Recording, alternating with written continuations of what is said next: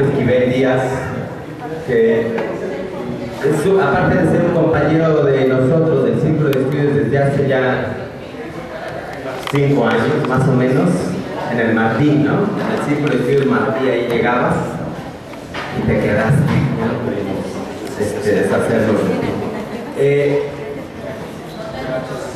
Bueno, la reunión de hoy está convocada para que hablemos, discutamos sobre la situación actual de la criminalización de la protesta social en la Ciudad de México. Es un tema importante. Sabemos que hoy también hay varias actividades necesarias, importantes. Algunos compañeros andan por la Embajada de Venezuela. Salió la convocatoria, la invitación para que muchos asistiéramos a la Embajada de Venezuela a mostrar nuestro apoyo al gobierno bolivariano de Venezuela ante lo que está sucediendo, ante el embate de la derecha en Venezuela contra el gobierno de Nicolás Maduro, ante la andanada de la CIA y demás en contra de este gobierno. Pues es necesario mostrar un apoyo solidario desde este país. Hay muchos compañeros por allá, la cita era a las 5, seguramente empezó un poquito más tarde. Algunos compañeros, insisto, están por allá, ojalá vengan después, nos informen cómo estuvo, ojalá haya habido una nutrida participación. Creo que es un deber moral, cívico, participar en estas invitaciones, convocatorias, para respaldar en este caso al gobierno bolivariano de Venezuela. No es menor lo que está sucediendo, la andanada mediática además desde este país es gravísima, mientras desde estas empresas mediáticas de televisión, de radio, nunca mencionan precisamente nada de la protesta social que sucede, ya no digamos en todo el país, ni siquiera la de la Ciudad de México, o lo que hacen es tergiversarlo y decir que son vándalos, todos los que protestan en la Ciudad de México, que se pongan a trabajar, están mediatizando a la opinión pública diciendo que todos los que protestamos en la ciudad y en el país estamos mal, que en lugar de eso deberíamos de estar trabajando y apoyando las propuestas del gobierno en turno. Pero ¿qué pasa con lo de Venezuela? Y todo lo contrario, todos estos reporterillos y pseudoperiodistas hablando de que cómo es posible que en Venezuela estén limitando la libertad de expresión, encarcelando a los opositores. Han salido imágenes grotescas de los medios de comunicación en Venezuela y de las redes sociales diciendo que tal acto había sucedido ahí, no sé, hay unas imágenes, por ejemplo, de un policía deteniendo a alguien o golpeando a otros, cuando en realidad esas imágenes ni siquiera son de Venezuela, y se han demostrado, son imágenes de Siria, han sido imágenes de lo que ha sucedido en Argentina en el 2001, en fin. Han tratado de tergiversar toda la información, ¿no? Las redes sociales desgraciadamente tienen también ese peso que es muy fácil también de manipular a una opinión pública si no contrasta la información. Por eso es importante el tema y ver lo que está sucediendo en la Ciudad de México. Y ese es el tema que va a tratar Alejandro Esquivel, que aparte de ser, les decía, el compañero de los círculos, es abogado y se integró a la Liga de Abogados 1 de diciembre.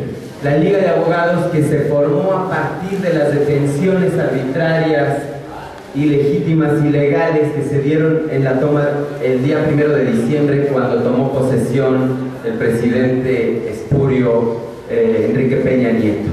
Ese día que no solo sucedió con lo de Enrique Peña Nieto, sino que además la fuerza pública de la Ciudad de México tuvo mucho que ver. Ahí se formó esta liga, Alejandro igual podrá extenderse sobre ese tema. Ahí Alejandro participó, se formó esta liga, empezaron a defender a varios de los detenidos de esa ocasión. Después vinieron otras protestas sociales en donde actuación de la Policía del Distrito Federal, ya no solo la federal, sino la del distrito, ha sido de verdad salvaje, ha sido incongruente con lo que representa o dice ser representar un gobierno de izquierda, o que por lo menos en su idea, en su retórica, dicen ser de izquierda. Pasó después otras marchas, otras protestas y hay más detenidos. Ha habido más protestas, antier hubo protestas en Iztapalapa y más detenidos.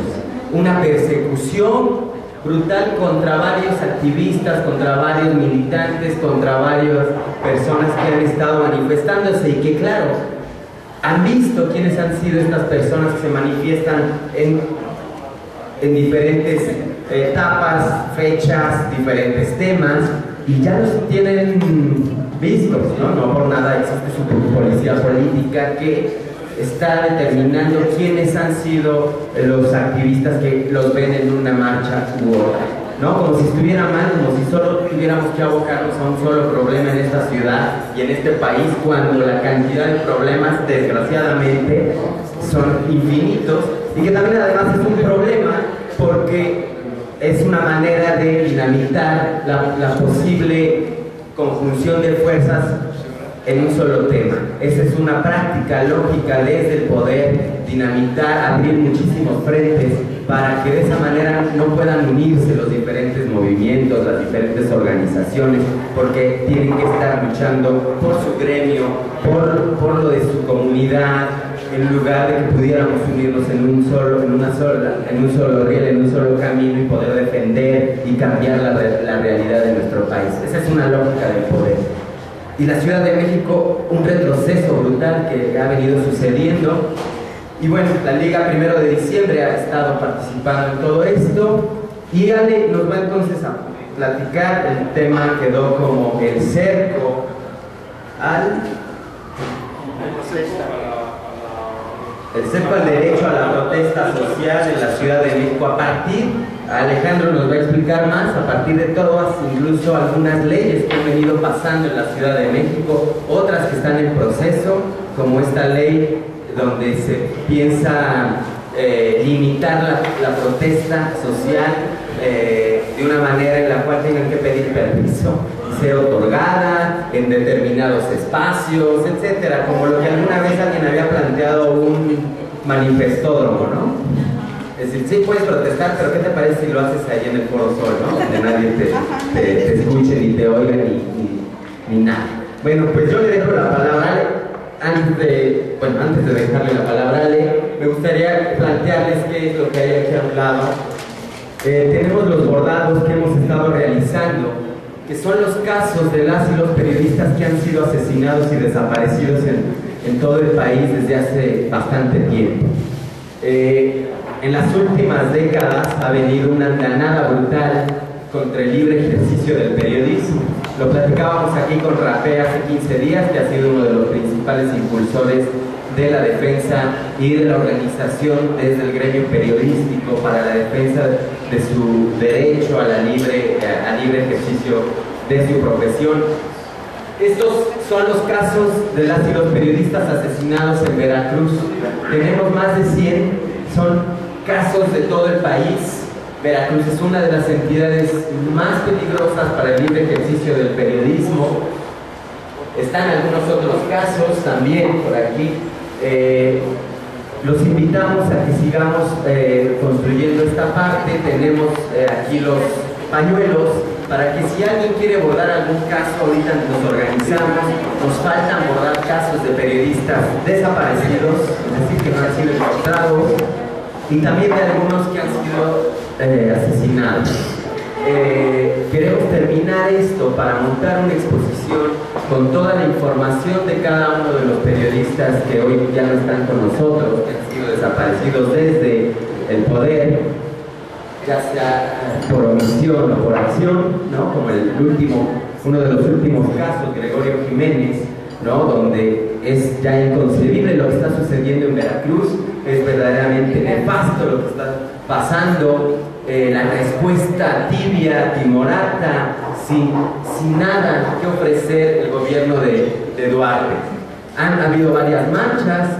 Este próximo domingo los invito, las invitamos, los círculos de estudio, que vayamos juntos. Este domingo va a haber una acción en defensa en denuncia de este caso de Gregorio Pérez y de todos los casos que han venido sucediéndose. Es una convocatoria abierta, la están haciendo también compañeras, principalmente de periodistas de a pie, Daniela Pastrana y otras compañeras de esta organización, que han sido una de las principales impulsoras también para la defensa de los derechos de los periodistas.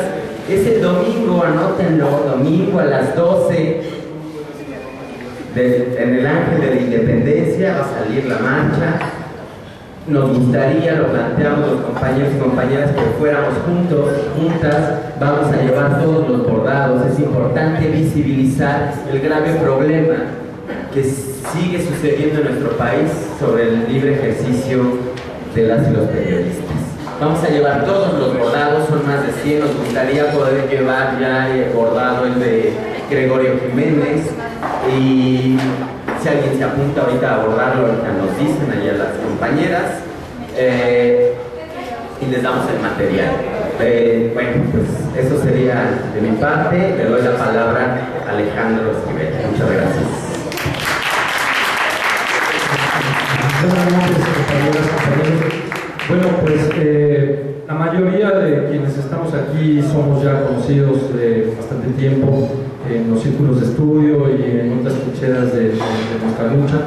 Más bien esto quisiera que fuera una plática informal de nosotros, pues porque seguramente muchos de ustedes, muchos de los aspectos que se van a tocar estarán mucho más enterados de lo que yo mismo. Lo que quisiera solamente son compartir las experiencias y reflexiones acerca de lo que está ocurriendo en la Ciudad de México respecto a este cerco que estamos sufriendo por parte de las autoridades capitalinas para restringir la libre expresión de nuestras ideas, que como ciudadanos tenemos derecho. Quisiera iniciar diciendo que, bueno, como ustedes deben saber, la represión del Estado ha sido continua, constante, desde hace mucho tiempo, ¿no? La referencia que teníamos sobre sucesos más relevantes databan en ese entonces de los acontecimientos del 68 y después el halconazo. Continuó con la guerra sobre la protesta existía. Sin embargo, no había habido, al menos en la Ciudad de México, una represión tal como la estamos viviendo desde la toma de protesta, entre comillas, como presidente de la República por parte de Peña Nieto. Digo entre comillas porque, al menos para mí, y creo que para muchos de ustedes, se trata de una presidencia nuevamente que estamos viviendo en el estudiante, ¿no? En este caso a través de la compra de votos. Que para el efecto es lo mismo, se está vulnerando, se está pisoteando el derecho que tiene el pueblo a elegir a sus gobernantes. En ese contexto, ustedes recordarán que era en ese entonces la mayor efervescencia del movimiento Yo Soy 32, yo soy 132, y lo que ocurrió en ese entonces, cuando toma protesta Enrique Peña Nieto, varias organizaciones sociales encabezadas por este movimiento estudiantil, que teníamos la expectativa de que fuera un nuevo viento que nos trajera aires de democracia. Desafortunadamente, por la desarticulación y la falta de coordinación, e inclusive por la forma en que fue pisoteado por parte del gobierno federal, ya no tuvo una mayor participación. Decía yo que en ese entonces tenía la mayor actividad el movimiento de Yo Soy 132, Cuando ocurre la toma de protesta, principalmente los grupos vinculados con esta organización, la APO, algunas otras organizaciones marxistas, todavía no estaba muy vinculado el movimiento anarquista. Sin embargo, una represión desmesurada, brutal, por parte del gobierno federal en contra de la manifestación que en ese día, 1 de diciembre del 2012, hubo por la toma de protesta de Enrique Peña Nieto. Ocurre que a través de la estrategia del gobierno federal, que fue cómplice el gobierno local, instrumentada por Mondragón y Cal, en ese entonces funcionario del gobierno federal, que en la transición pues también ocurre que estaba dentro del Distrito Federal y que pues pretende deslindarse de toda responsabilidad. Son detenidos 103 personas en los sucesos del 1 de diciembre, muchas de ellas estudiantes, activistas también, pero que son detenidas de una manera arbitraria. Hay constancia, hay evidencia a través de videos de que muchos de ellos realmente ni siquiera, y aún bajo la circunstancia de que hubieran estado, como estaban algunos, protestando en contra de esta toma de protesta, pero bueno, muchos de ellos eran personas que habían ido a comprar un libro, uno de ellos a la librería Porrúa, otro de ellos era un bolero, estudiantes, que es lo que me tocó vivir en la misma de cerca, estudiantes de la Facultad de Filosofía y Letras, alumnos de mi hija, y por lo cual yo me integro a la Liga 1 de diciembre, que realmente lo que hacían es estar circunstancialmente en ese momento, en ese lugar, o protestando, como todos tenemos derecho como mexicanas, como mexicanos, para poder hacerlo y hacer uso de nuestro derecho constitucional a la libre manifestación de nuestras ideas. Entonces, hubo violaciones flagrantes a los artículos constitucionales, sexto, noveno, 39 constitucionales, al 14 y 16 también, puesto que son detenidos de una manera totalmente arbitraria, son torturados. Inclusive se promovió una queja ante la Comisión de Derechos Humanos del Distrito Federal, la cual derivó en una recomendación por parte de esta entidad, a la que se le dio el número 7, diagonal 2013. En esta recomendación que hace la Comisión de Derechos Humanos del Distrito Federal, se hace la recomendación al gobierno de la Ciudad de México sobre las detenciones arbitrarias de las que fueron objeto estas personas, la tortura a la que fueron sometidos, y el que se les restituya en el goce de sus garantías, de sus derechos y en la reparación del daño. En ese proceso están varios de los compañeros y compañeras que fueron detenidos arbitrariamente. Como les decía, inicialmente fueron 103 personas las que son detenidas, posteriormente son sometidas a procesos 69, que son liberadas en el auto de formal prisión, en el auto de término constitucional, y finalmente quedan solamente sujetas a proceso 14 personas, solamente una mujer, Rita Neri. Actualmente la mayoría de ellos ya tienen ya sentencias, salvo el caso de Alejandro Lugo, que fue absuelto. Todos los demás, y algunos que todavía están en proceso de dictarse sentencia, han sido condenados aproximadamente a 5 años y 9 meses de prisión, y sus procedimientos están actualmente en proceso de apelación. ¿Cuántos fueron los que se quedaron detenidos? Inicialmente eran 103, después fueron 69, y después los que ya quedan sujetos a proceso son 14. 14 solamente. El 1 de diciembre. Es una cantidad muy grande de detenciones para las personas que finalmente son sometidas a proceso. Es ahí donde se puede ver la magnitud de estas detenciones que fueron hechas de forma totalmente arbitraria. Es una desmesura. Tan es así que entonces es que interviene la Comisión de Derechos Humanos, bueno, debía intervenir por aquello que se interpuso, y en razón a esta queja, el gobierno del Distrito Federal emite el protocolo que me imagino que bastantes de ustedes deben de conocer. Es el acuerdo 17 diagonal 13, por el que se expide el protocolo de actuación policial de la Secretaría de Seguridad Pública del Distrito Federal para la detención de infractores y probables responsables.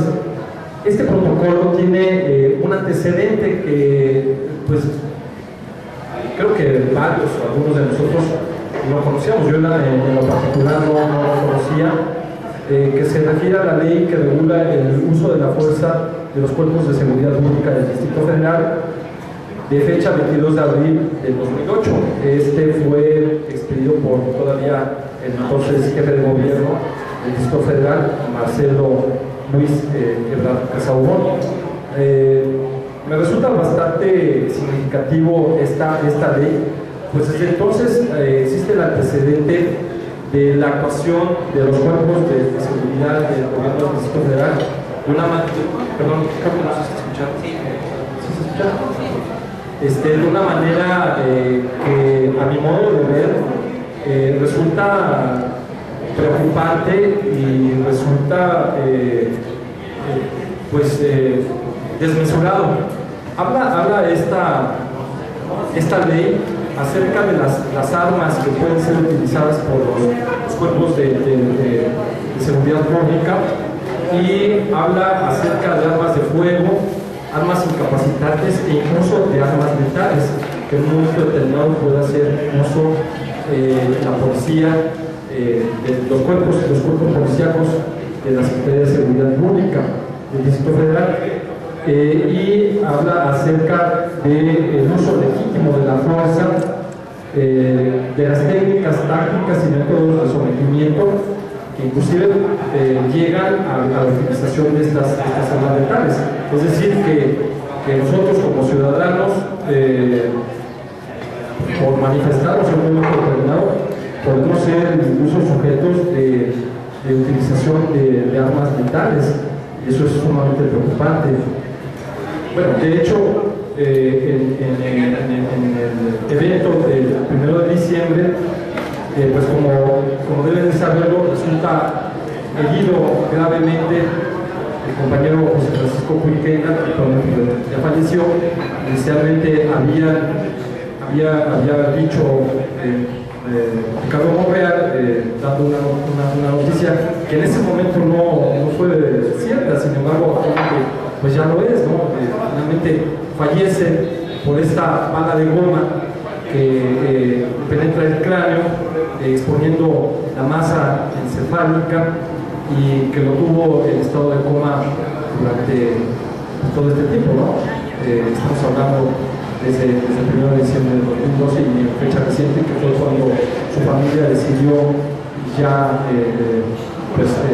que cortara su vida, ¿no? Porque estaba en estado vegetativo.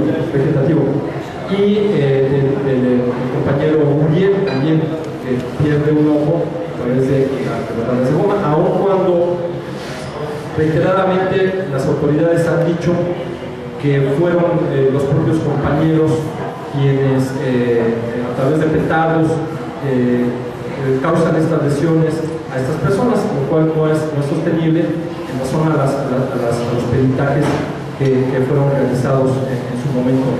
Sin embargo, el poder casi omnímodo del Estado ha hecho que hoy por hoy todavía no exista un resarcimiento a ese daño que ya es evidente, patente hacia estas personas. Bueno, regresando a lo que estaba comentando en relación al protocolo, existe esta ley que es el antecedente, y del cual, para los efectos de que no hubiera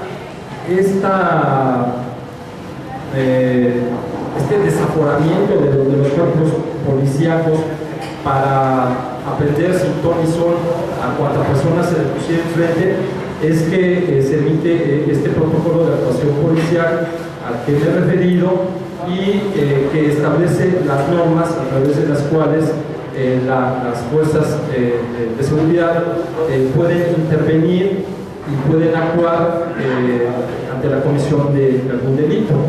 Habla nuevamente de la cuestión de las armas, se refiere nuevamente a las armas letales, se refiere a las tácticas que inicialmente deben de ser de disuasión, de sometimiento, y ya en caso de que no sea así, pues bueno, el uso de la fuerza, el uso legítimo de la fuerza, que así se denomina, que el concepto justamente no tiene razón de ser, el uso legítimo de la fuerza para el uso de armas letales, sobre todo tratándose de manifestaciones públicas pacíficas, como ha ocurrido. Ante la opinión pública, muchas personas, como sabemos, han sido manipuladas, manejadas, y se ha pretendido, más bien no se ha pretendido, porque realmente sí se ha logrado. Se ha logrado a través de los medios de comunicación, lo sabemos, Televisa, TV Azteca y mucha de la prensa que existe en México, el hecho de desvirtuar la protesta social y que consideren a quienes protestan como criminales, como vándalos. Inclusive la palabra anarquista actualmente para muchas personas, inclusive dentro de quienes participamos activamente como luchadores sociales o como quienes estamos pretendiendo que las cosas cambien en nuestro país, nos resulta agresiva. Sin embargo, yo he trabajado con los compañeros que pertenecen a este movimiento, y créanme, hay gente que es muy valiosa dentro del movimiento anarquista, que sería conveniente que aprendiéramos, que supiéramos cuál es su filosofía y cuál es la pretensión. En fin, esto también nuevamente es un paréntesis, perdón, me pierdo mucho en mis comentarios, llevado demasiado. Entonces, comentaba yo acerca de esta protesta, de esta criminalización que ha sido bastante eficaz por los medios de comunicación y que hace que ante cualquier protesta haya un rechazo, una condena, sin tener ningún fundamento, ninguna base. Efectivamente, a través de lo que hemos visto en la televisión principalmente, que es el medio más eficaz, porque de una manera muy gráfica y efectiva, pues hacen patente los actos de violencia que existen. Sin embargo, al respecto quiero comentar lo siguiente. Existen grupos infiltrados, como ocurrió también en el 68, que historias se repiten mucho. Grupos que, en mi punto de vista, en mi opinión, y porque también hay documentación al respecto, son grupos que se encuentran contratados, por así decirlo, por el propio gobierno, y que hacen que existan estos disturbios que enrarezcan y que demeriten nuestros movimientos de protesta legítimos. Nosotros tuvimos la experiencia cuando realizamos los videos del 1 de diciembre, cuando están en San Lázaro, donde hay vallas de policías federales, una adelante y una atrás, y grupos de encapuchados que pasan en medio de estos dos grupos de policías federales sin mayor problema, como Pedro por su casa, pasa sin que exista ningún tipo de represión. Nosotros tenemos fotografías de personas infiltradas, están encapuchadas, no se reconocen, pero que están siendo fotografiadas por elementos del propio gobierno del Distrito Federal. En la casa del gobierno del Distrito Federal. Entonces, es evidente, es palpable el que efectivamente se esté desvirtuando mediáticamente y también atacando por la vía legal, que es el punto que de forma central quiero tratar en esta plática respecto a la protesta social. Como les comentaba, se emite este protocolo de actuación de los cuerpos de seguridad para los efectos de una manera más mesurada y que no sea objeto de ataques de actuación de la policía por fines políticos, ¿no? Como imagen quizás para el jefe de gobierno del Distrito Federal, que se mesure estas detenciones y que sean más sustentadas legalmente. Habla acerca de la forma en que deben de ser realizadas las detenciones, como les comentaba, y manifiesta este protocolo que debe de ser disuasiva, debe de respetar los derechos humanos, cosa que sabemos que no ha ocurrido, utilizar candados de mano conforme a lo dispuesto por la normatividad aplicable, poner inmediatamente a disposición de la autoridad competente al infractor o probable responsable. Esto no ha ocurrido. No ha ocurrido el que pongan inmediatamente a disposición del Ministerio Público a los probables responsables. Tenemos documentados inclusive quejas ante la Comisión de Derechos Humanos, en donde a compañeros los suben en camionetas estas del gobierno del Distrito Federal, las que realizan los servicios de limpia, de recolección de basura. Así fue en el caso de algunos compañeros del 10 de junio. Los suben ese camión de basura, los llevan a varias calles y después los suben a patrullas. Esto legalmente no puede ser. No puede ser porque entonces existe una infracción flagrante a este principio de inmediatez que rige en el sentido de que deben de ser inmediatamente puestos a disposición de la autoridad competente. No lo fue. Existen casos documentados de tortura, de golpes. El más evidente, el más patente, bueno, independientemente de quienes fueron lesionados, efectivamente a los que ya me referí, Wilkenda y Uriel, de la compañera Luna Flores.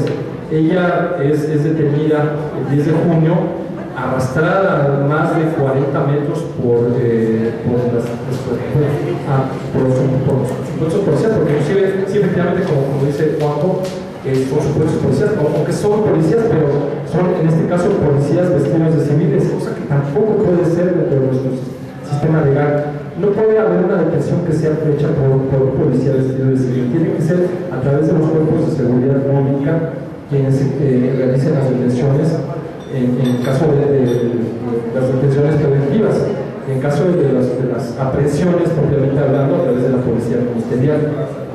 Esto no ha ocurrido tampoco. Como les comentaba, la compañera Luna Flores es arrastrada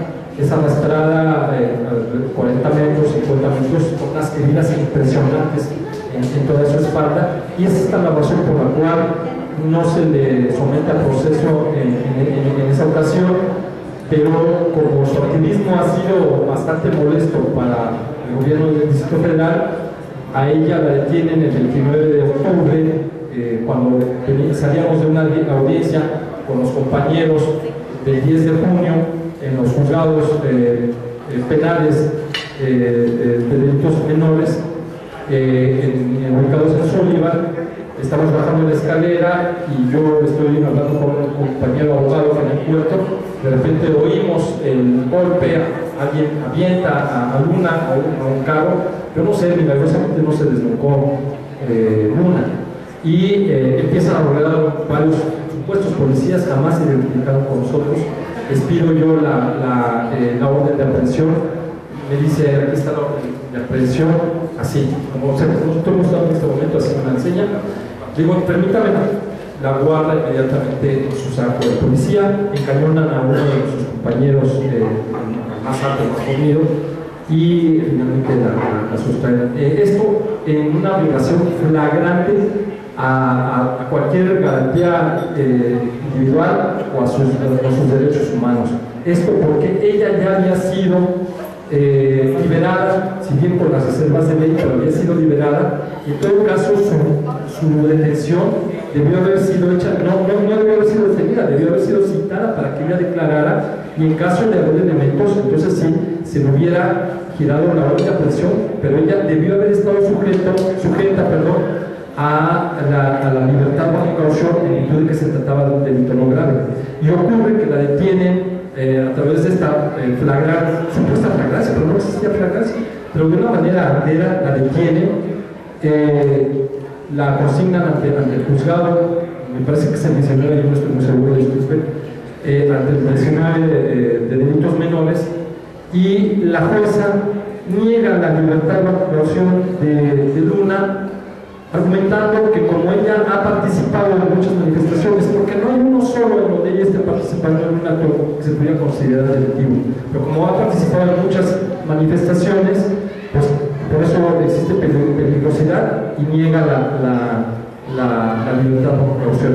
O sea que creo que todas quienes estamos aquí hemos participado en una manifestación y todos podemos ser sujetos a ser detenidos de esa forma arbitraria y que se nos niegue nuestra libertad porque hemos participado en marchas. Esa es nuestra peligrosidad para el criterio de la policía capitalina, ¿no? Eso es muy grave, sumamente grave. Cuando ocurren los eventos del 1 de diciembre y que en forma espontánea nos coaligamos varios abogados para asumir la defensa de los entonces privados de su libertad y después procesados, pues bueno, nos coaligamos en esto que se denominó la Liga 1 de MX, y allí pues pudimos apreciar la serie de inconsistencias e ilegalidad a las que ya me referí en cuanto a las detenciones arbitrarias, que no fueron detenidos en las circunstancias de modo, lugar y tiempo en que anuncian los policías que los presentan. Inclusive existe confusión de unas personas que asaltan un Oxxo en la avenida Juárez, y que inclusive hubo que presentar la pericial en explorometría facial para que se identificara que quienes están cometiendo estos actos de vandalismo no son las personas que están detenidas, cuando que era evidente, era realmente increíble que la jueza, que es el juez, no se percatara de estas circunstancias, ¿no? Eso entre muchas otras situaciones. Pero a lo que quiero referirme es en el sentido de que una vez que ya se da todo este escándalo judicial que derivó en la recomendación de la Comisión de Derechos Humanos del Distrito Federal, se emite este protocolo de actuación. Nosotros como abogados de la Liga tenemos varias reuniones con autoridades del gobierno del Distrito Federal. Nosotros estábamos pugnando por la derogación del artículo 362 del Código Penal, que se refiere a ataques a la paz pública, que en ese entonces imponía penas de hasta 30 años de prisión a quien a través de incendio, explosión, violencia extrema, actuara en contra de las personas, bienes públicos. Esto era monstruoso, era aberrante el pretender que una persona, como lo era en ese entonces, o un grupo de personas, como ocurrió con el caso de las alumnas de mi hija, que habían ido ahí a protestar y hacer un performance, pudieran ser sujetos a una condena de 30 años, cuando que el Código Penal establece como una pena máxima para homicidios culposos o dolosos que no tengan agravantes 20 años, ¿no? O sea que alguien por protestar, por ir a exponer sus ideas, podría ser sujeto a prisión por un término mayor que un homicida pudiera haberlo sido, ¿no? Así de aberrante. Entonces, lo que pretendíamos era la derogación de este artículo 362. Hubo pláticas con las autoridades del gobierno del Distrito Federal y con algunos asambleístas.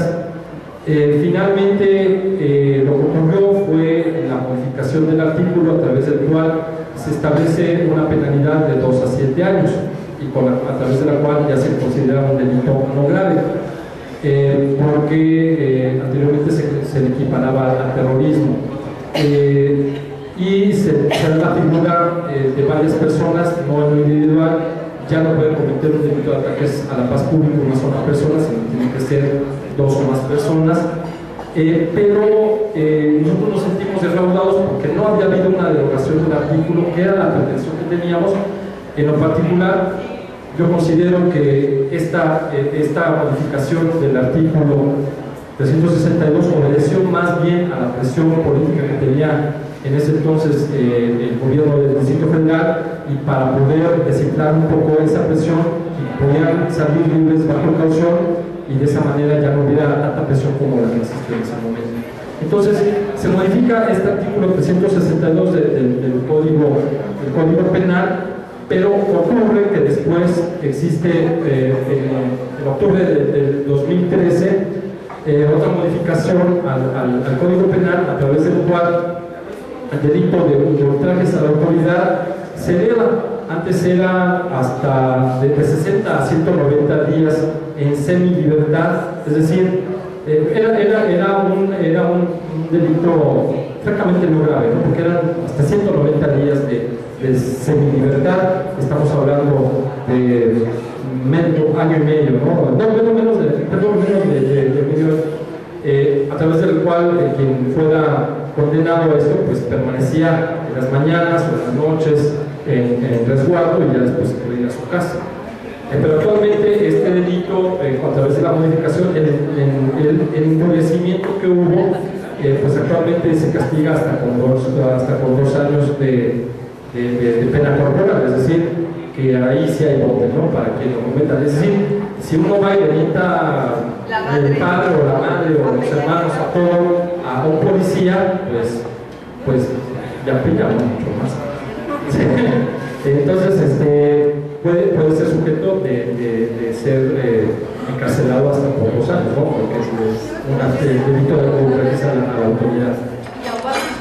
¿Perdón?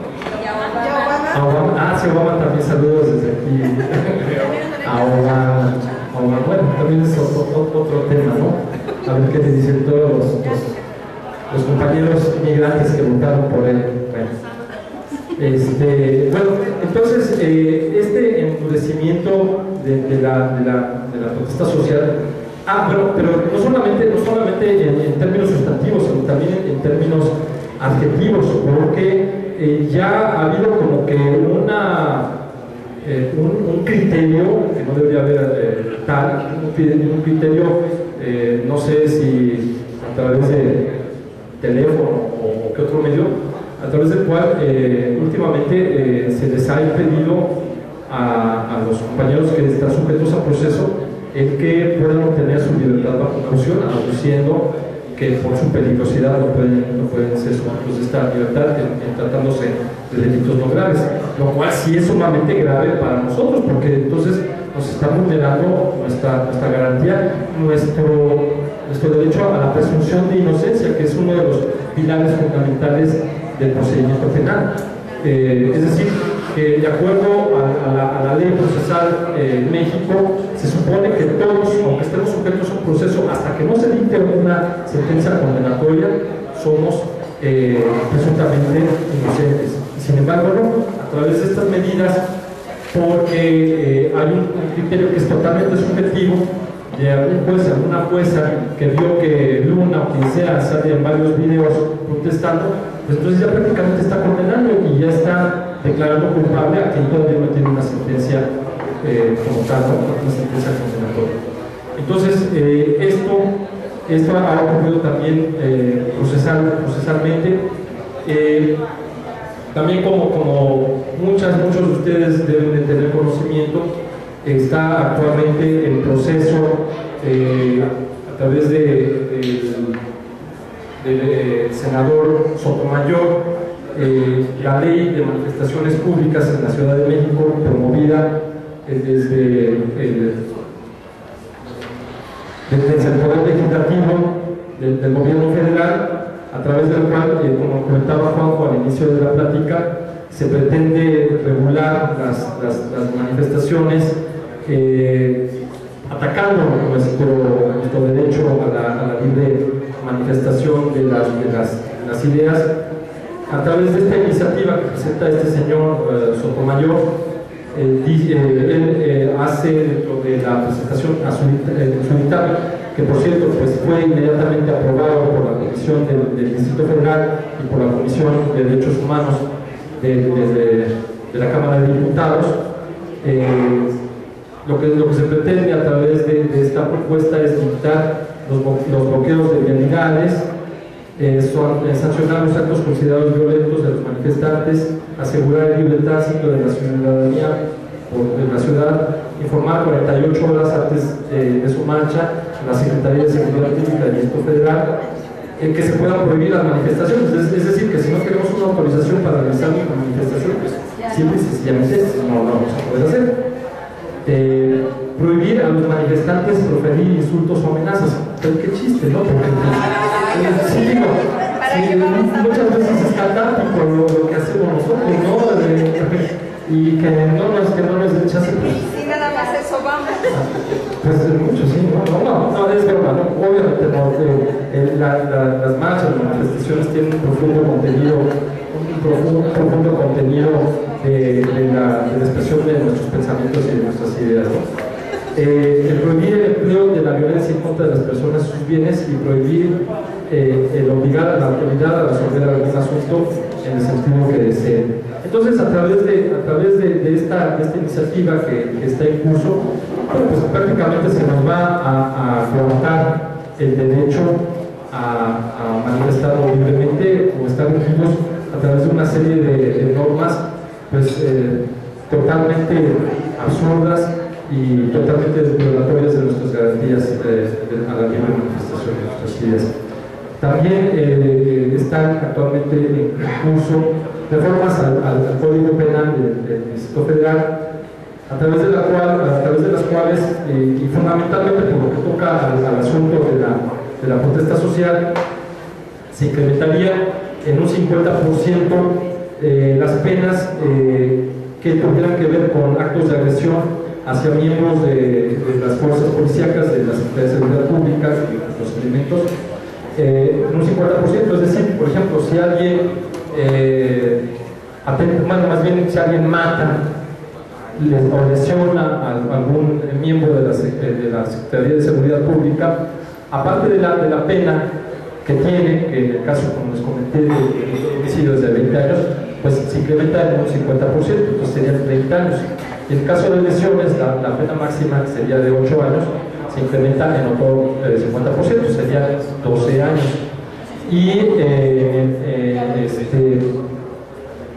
asimismo, se pretende el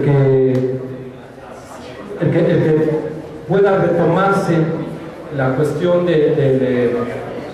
con la ley antiterrorismo, el que se retome la asignación del delito de ataques a la paz pública como un delito grave. Entonces, en síntesis, de una manera bastante sintética, perdón por la redundancia, esto es prácticamente lo que está ocurriendo en nuestra ciudad capital, donde de pasar a ser una ciudad en donde éramos considerados una ciudad de avanzada en cuanto a nuestra legislación, la libertad que teníamos para promover o para poder expresar nuestras ideas, pues se ha visto lacerada, se ha visto desmembrada, y es la etapa que nos encontramos. Entonces, pues les agradezco mucho que me hayan atendido pacientemente, y pues si quieren pasamos a una ronda de comentarios, ¿no? Las vamos pasando, te las pasamos. ¿Quién más tiene preguntas? ¿Cuál las pueden ir elaborando? ¿Nadie más? ¿Preguntas? Aquí hay una pregunta que dice: ¿existen cargos por sedición? No. En el Distrito Federal el delito de sedición fue abolido ya desde los años 60, pero sin embargo los efectos de las reformas que se pretenden implantar, pues prácticamente tienen el mismo efecto, ¿no? Sería lo mismo, exactamente, el de criminalizar la protesta social, el de que la libre manifestación de las ideas sea motivo de penalización, pero no, actualmente no existe delito de sedición en nuestro Código Penal. Dice, si uno conoce sus derechos, es decir, no ser detenidos por un policía vestido de civil o ser subido a un vehículo no oficial, etcétera, ¿cómo resistirse a una detención arbitraria? Eso es uno de los problemas a los que nos hemos enfrentado en los procesos que seguimos con los compañeros y compañeras del 1 de diciembre, del 10 de junio, del 2 de octubre, del 1 de septiembre, más los que se acumulen, ¿no? Efectivamente, como se trata de una detención arbitraria, pues lo más apropiado, lo más recomendable es el que pueda ser documentada esta detención arbitraria para posteriormente impugnarla y también presentar la queja ante la Comisión de Derechos Humanos del Distrito Federal y que pueda ser sujeto a una sanción por responsabilidad hacia los funcionarios públicos, inclusive de indemnización. En cuanto a la cuestión física, ya no está dentro de la cuestión legal, pues lo más apropiado es o correr o utilizar las tácticas que tenemos, que ya hemos aprendido como activistas para los efectos de enfrentar una agresión y que no nos lastime, ¿no? Que no nos puedan dañar físicamente. Pues mire, lo que nos han dicho es que nos sentemos, que nos ponemos las manos en la cabeza, que nos de esta manera. Eso para evitar daños físicos, ¿no? Como comentaba, la cuestión legal es bien difícil, pues obviamente existe esta arbitrariedad por parte de la autoridad, sino que hay que hacer en todos los casos, la mayoría de los, más bien, cuando sea posible, documentarlos.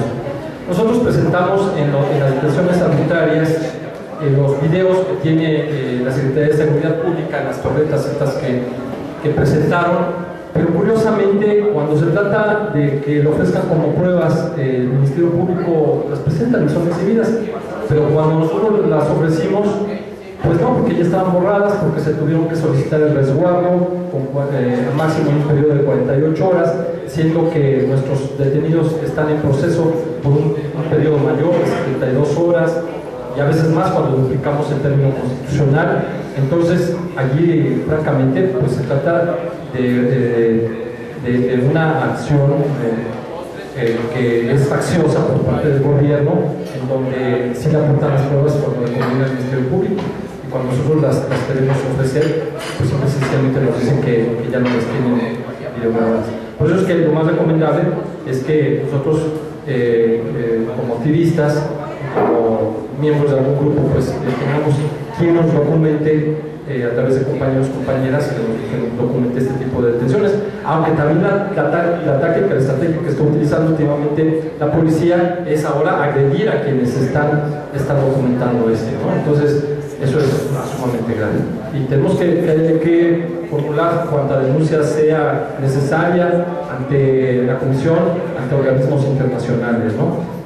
Porque pues bueno, ya sabemos cómo se las gastan nuestras autoridades.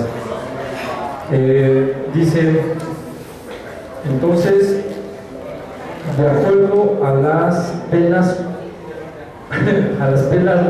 un policía vale 50 más que un ciudadano. Pues sí, no me había puesto yo a pensar en eso, pero sí, efectivamente, de acuerdo a esta iniciativa, un policía vale 50% más que un ciudadano. En fin. Dice, ¿qué pueden hacer? Este es un comentario y una pregunta que dice aquí: ¿qué pueden hacer los ciudadanos para defenderse de los ataques de la policía? ¿Cómo se puede? Y bueno, esto está asociado con la misma pregunta que respondí hace un momento. ¿Cómo defenderse? Pues a través de los medios que ya les comenté, las quejas, las denuncias, porque si no se ha hecho mucho son las denuncias que a su vez por lesiones han sido infligidas a los compañeros y a las compañeras. Esto porque sí es bien largo el camino que se tiene que recorrer para poderlo hacer. Muchas veces hemos enfrentado el hostigamiento por parte de la propia autoridad. El hecho de que nos cambien a los policías, así ocurrió con los del 10 de junio. Quienes presentan a los detenidos no son las personas que inicialmente los detienen, sino que se los asignan. Inclusive el comentario del comandante cuando son llevados a la agencia 50, dice el comandante, pues a ver, agarre cada uno a su chambelán. O sea, en ese momento les asignaron a los policías que los iban a presentar, que no eran quienes los detienen. Y esto tampoco es legal, esto es violatorio de garantías. Entonces, presentar las denuncias, participar como colectivos, de una forma organizada sobre todo. Muchas veces estamos dispersos cuando vamos a nuestras manifestaciones y de esa manera es más fácil que se nos infiltren o que no tengamos la cohesión necesaria para poder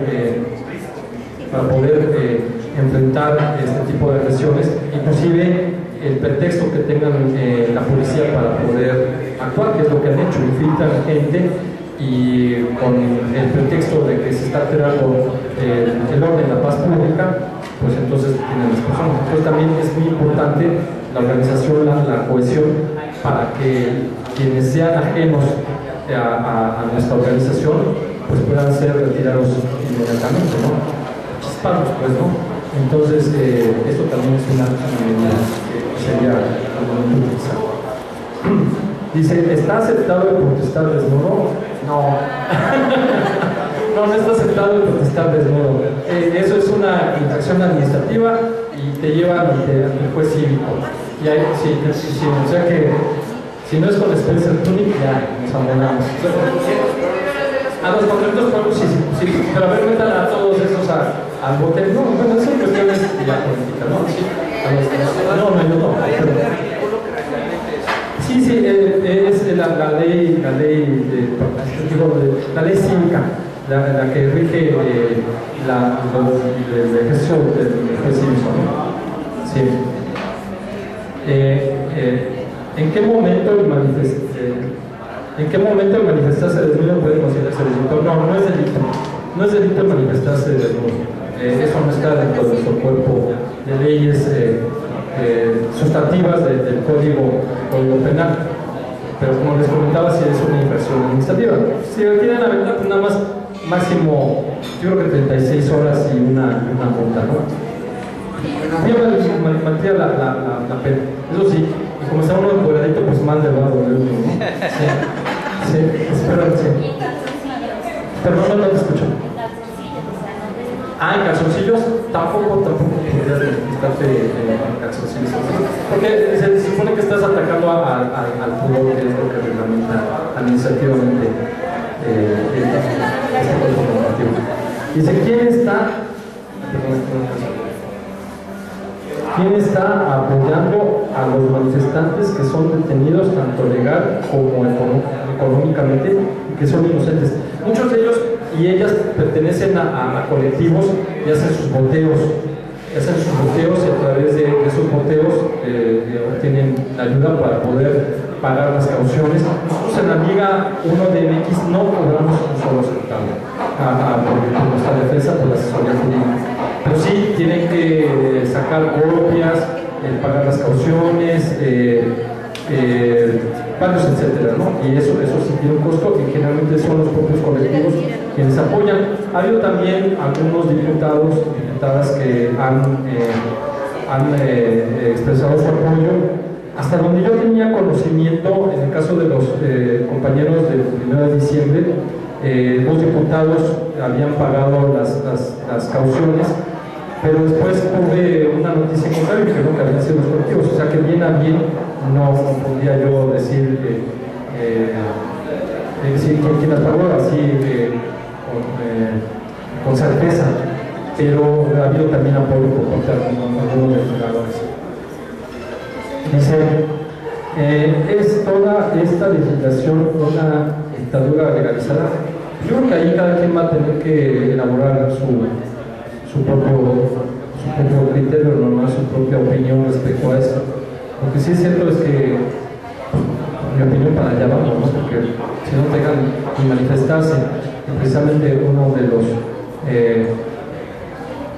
elementos de una democracia es que puedas manifestar tus ideas. Entonces, cuando no te permite, pues realmente no estamos hablando de un estado democrático. Se pueden organizar nuevas protestas masivas para derogar estas leyes y que hace la Comisión de Derechos Humanos del Distrito Federal. Sí, por supuesto que sí, no solamente se pueden, sino yo creo que se debe de hacer a través de estas protestas, de estar en la calle para que no nos la arrebaten. Claro, con una estrategia, por supuesto con una estrategia tenemos que hacer. ¿Qué hace la Comisión de Derechos Humanos del Distrito Federal? Pues lo que hace la Comisión de Derechos Humanos es el de recibir las quejas que se presenten ante la Comisión, y emitir las recomendaciones correspondientes.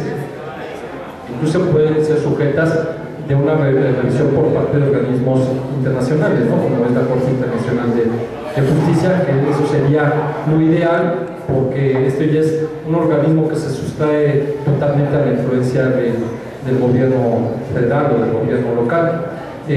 Cuando estuvo Luis Hernández Plasencia, bueno, creo que hizo un trabajo regular, no excelente, pero que al menos sí hizo un papel digno cuando estuvo al frente de la Comisión de Derechos Humanos en el Distrito Federal, pero no fue ratificado pues, por presiones del propio aparato de gobierno, ¿no?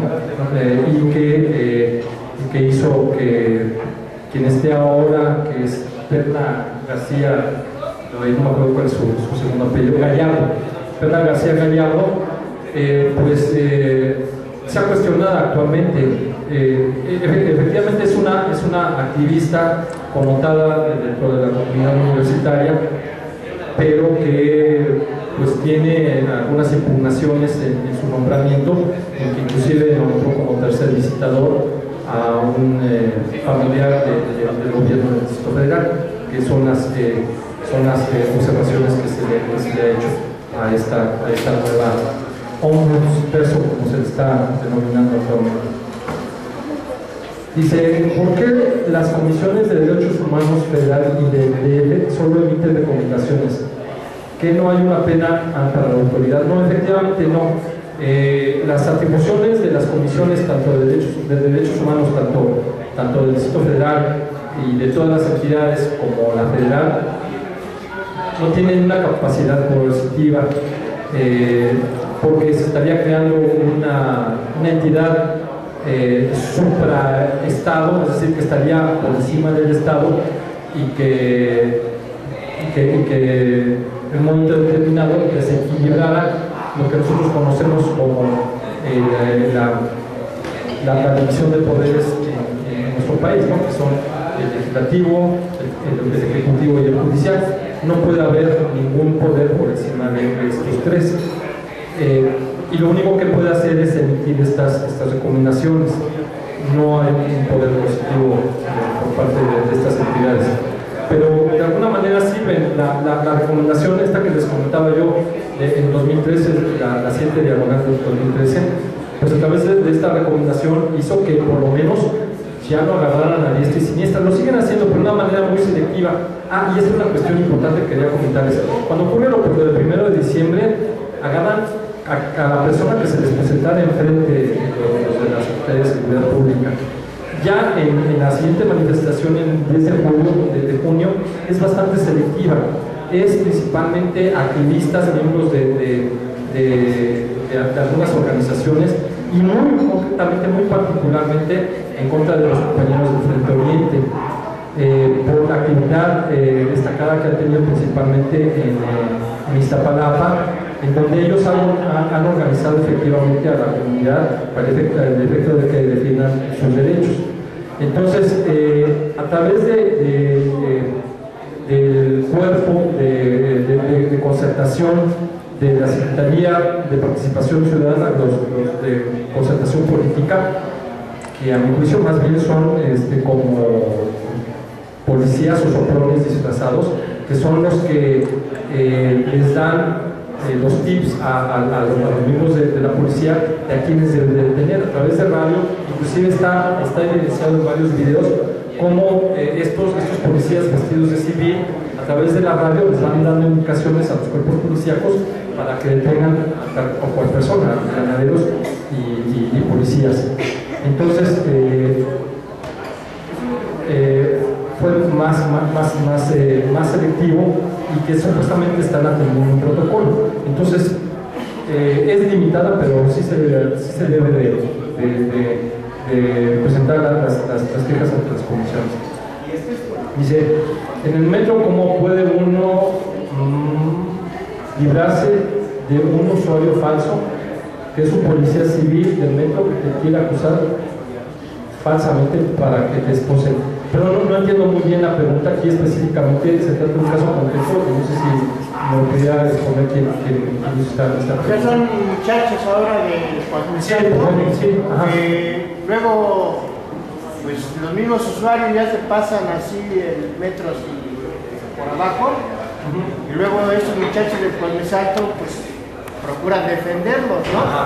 A estos usuarios que se pasaron, y ya cuando lo están defendiendo, pues al que tratan mal es al del Posmesalto, que se acerca un civil que es un policía y dice, pues te vamos a detener, le dicen al del Posmesalto, porque te está acusando este usuario y es un policía, ¿no? Entonces, allí qué táctica puede seguir el muchacho del Posmesalto, pues una acusación falsa, y hasta al que se metió mal, pues lo tratan bien, y a él pues hasta lo avientan y lo quieren esposar, ¿no? Por meterse a defender a los otros. Sí, bueno, en algunas ocasiones, pocas la verdad, hemos participado en este movimiento de Posmesalto. Bueno, allí realmente, en primer término, ningún civil en ningún tipo de acción policíaca puede por sí mismo detener a una persona. Puede hacer lo que se llama una detención ciudadana, pero poner inmediatamente a disposición de la policía. Usted señala, nada más señala y le dice a los policías del metro de China. Efectivamente, pero de todas maneras, en este caso del Posmesalto, no hay un delito propiamente hablando, no es un delito el Posmesalto. Volvemos nuevamente a la participación del juez cívico, donde es una falta administrativa, sería en un momento determinado. No así. Nos han acusado de rasgar la manga del policía, de robarse un celular, de usurpar funciones, cualquier delito falso con tal de llevarse. Sí, efectivamente. Llevan y lo sacan a las 4 de la mañana, les cobran 6,000 pesos, y así ha estado la situación. Aquí la recomendación es más bien una cuestión de carácter práctico, no legal, porque las artimañas que tienen los cuerpos policíacos son múltiples, ¿no? Pero el que, por ejemplo, quienes participemos, pues lo hagamos con un coordinado pues, más o menos nutrido, ¿no? Creo que no menos de 5 o 6 personas, y que alguien esté documentando gráficamente, es decir, a través de video, que es nuestra arma más poderosa hoy por hoy, ¿no? Para el efecto de que podamos aplicarlo, porque en nuestro sistema legal todo se rige a base de prueba, ¿no? Hay una acusación y nosotros tenemos derecho a defendernos, y en un momento determinado lo que podemos hacer es el que a través de los videos, como ha ocurrido en todos los casos, podamos acreditar que estas acusaciones son falsas, ¿no? Y que en un momento determinado pues se desvirtúen y que solamente sean sujetas si acaso a una sanción administrativa. Hoy yo me pasé por un torniquete, pero se me rompió mi tarjeta y me resultó peor que le iba a pasar, pero a la hora como estaba platicando con policía, pues ya me pasé por un lado, pero doblé la tarjeta y se me echó a perder. Entonces ahí mis 20 pesos de saldo pues se resultó peor. Pero bueno, yo creo que estas acciones en defensa de nuestros derechos ciudadanos debemos de seguir haciéndolas. Es la forma en que nosotros podemos organizarnos y podemos combatir estos actos de represión del Estado. Disculpe que no tenga una fórmula para poder resolver esta pregunta, pero realmente son cuestiones prácticas de estrategia, no cuestiones legales, porque ante una imputación lo único que uno puede hacer es negar los hechos y presentar las pruebas. Eso sería más que nada. Bueno, no sé si hay alguna otra pregunta. Serían todas. Sí. Sí, Miguel.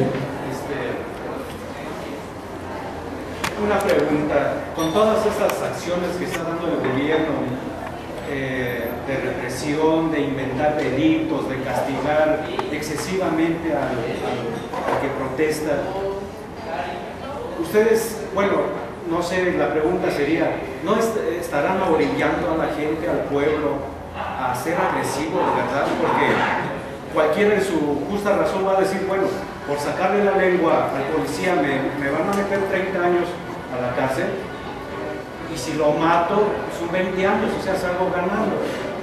Entonces, se me hace, yo creo que por ahí puede derivar un problema más grave, de que están orillando a la gente a de verdad a defender sus derechos, pero ya de una forma un poco más violenta, porque no va a haber salida, no hay opciones.